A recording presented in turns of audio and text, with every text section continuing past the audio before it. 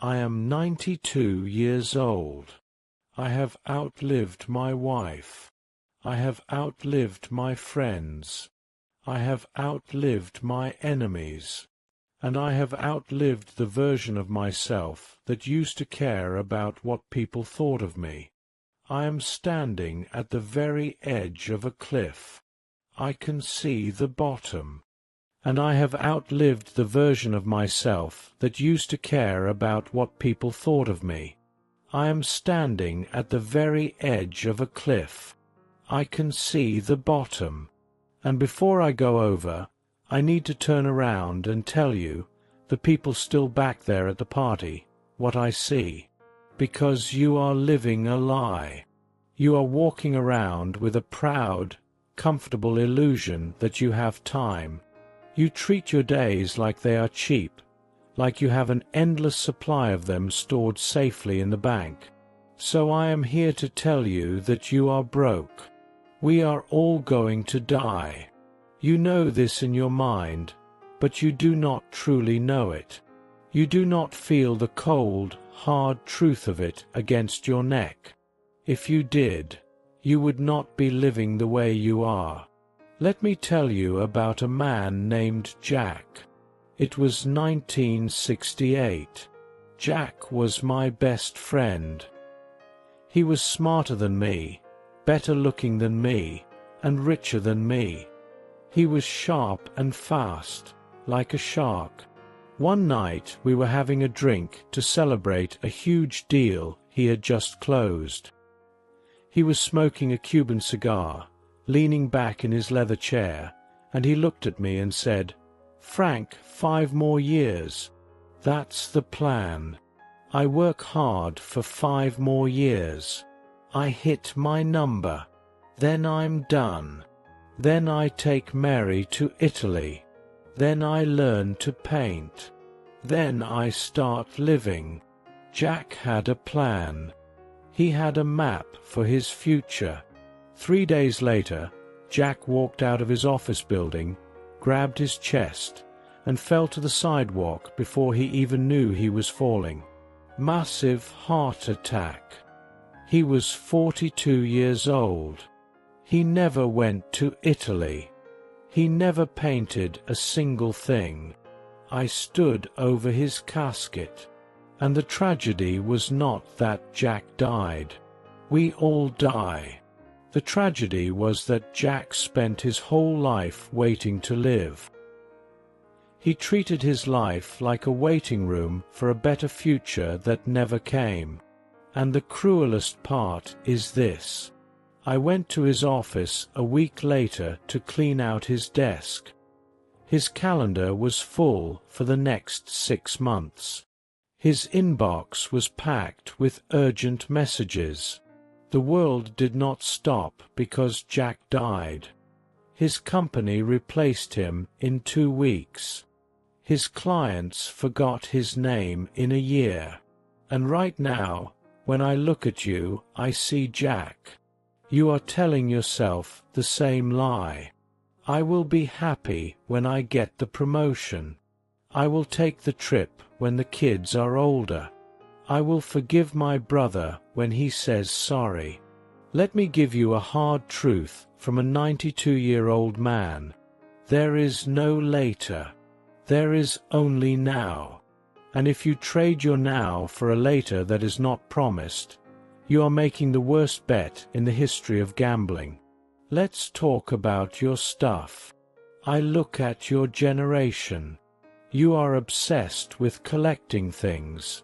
You buy things you do not need, with money you do not have, to impress people you do not even like. I live in a small room now. I have a bed. I have a chair.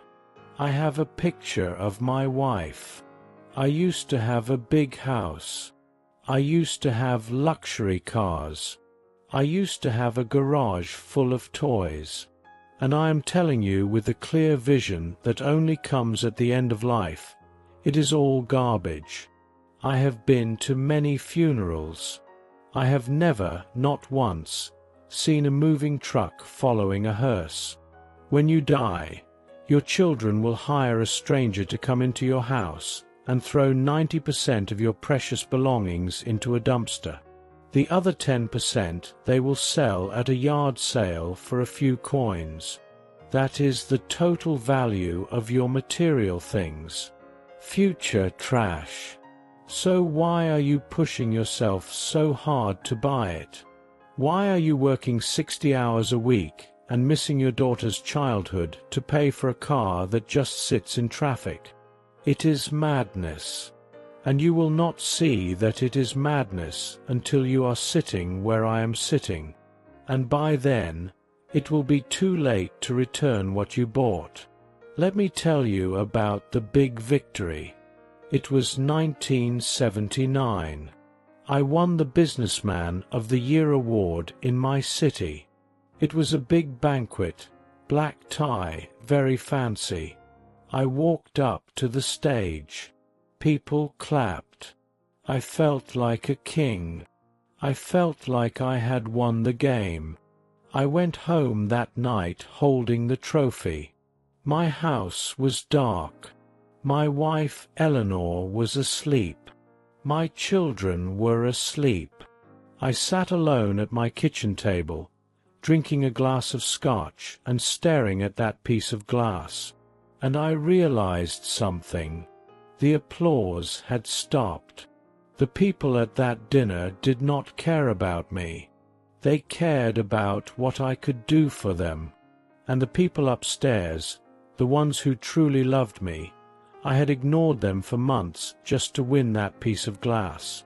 I missed my son's varsity games to stay late at the office. I missed my anniversary dinner to close a merger. And for what? That trophy is in a box in a basement somewhere. I do not even know where it is. But the memory of my wife's sad eyes when I told her I could not make it to dinner, that memory is still here. That stays.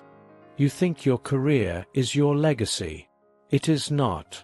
It is a transaction.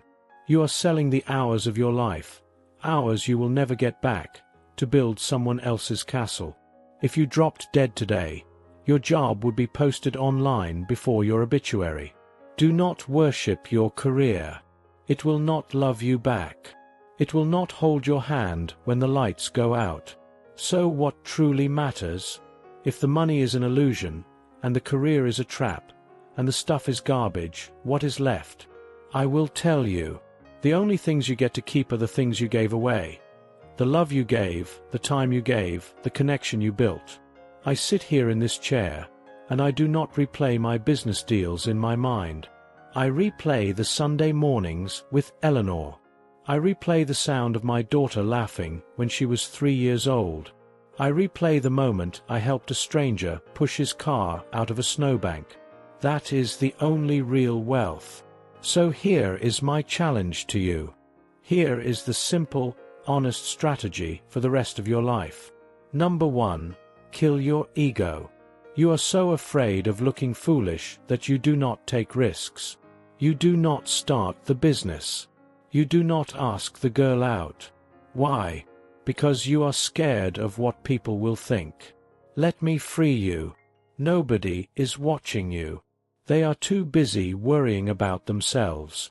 You are the main character only in your own mind. To everyone else, you are background noise. Stop letting your fear of other people's opinions freeze you in place. Their opinions will rot in the ground right beside them. Number 2, practice the last time. This is a stoic exercise, and it will change your life. Every time you do something, remind yourself that one day you will do it for the last time. One day you will pick up your child for the last time. One day you will kiss your spouse for the last time. One day you will drink a cup of coffee for the last time. You do not know when that day will come. It might be 10 years from now. It might be today. If you live with that truth in your heart, you will never take a single moment for granted again. You will taste the coffee. You will hold the hug a little longer. Number 3, wake up. I am 92. My back hurts. My eyes are dim. But you hold the golden ticket. You have your health. You have your youth. And you are wasting it scrolling on a phone. You are numbing yourself. Stop. Go outside. Feel the wind. Look at the sky. Call your mother. Forgive your enemy, not for them, but because you do not have time to carry the heavy suitcase of hate anymore. We are all going to die. It is the only promise we are given. But most people never truly live. They only exist.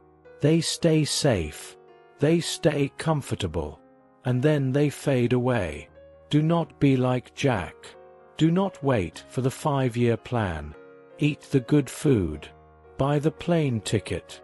Say, I love you first, because the clock is ticking. Can you hear it? That is the sound of your life running out. Do not let it run out empty. I am tired now. Go live.